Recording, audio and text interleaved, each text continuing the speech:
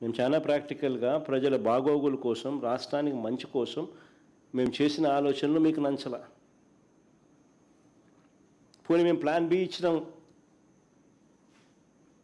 నేను చేసిన plan A మీకు నచ్చలా. పోనీ ప్లాన్ బి మేము మీకు ఇచ్చాం కదా, ప్లాన్ బి కింద మేము చెప్పిన ప్లాన్ గురించి ఆలోచించారా? అది లేదు.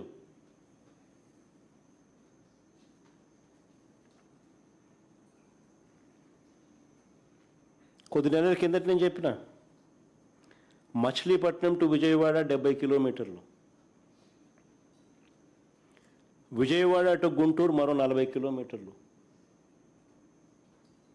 మచిలీపట్నంలో మేము కడతా ఉన్న పోర్టు, మా హయాంలో పోర్టుకు శ్రీకారం చుట్టాం,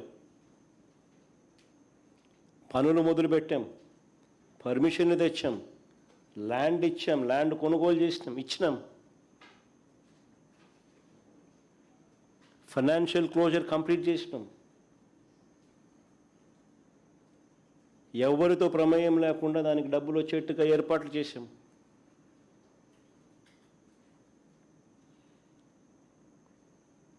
ఈరోజు చెన్నై అనేది పోర్ట్ సిటీ, బాంబే అనేది ఈరోజు పోర్ట్ సిటీ. ప్లాన్ బి కింద మేము చెప్పినాం మచిలీపట్నం టు విజయవాడ 70 కిలోమీటర్లు, విజయవాడ టు గుంటూరు మరో 40 కిలోమీటర్లు, మొత్తం ఈ 110 కిలోమీటర్లు నేషనల్ హైవే రోడ్డు ఉంది.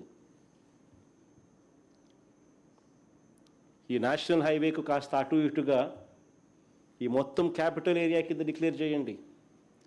మచిలీపట్నం నుంచి ఎంఏ తీసుకోండి, విజయవాడ నుంచి విఐ తీసుకోండి, గుంటూరు నుంచి GUN తీసుకోండి, మావి గన్ అని పేరు పెట్టండి.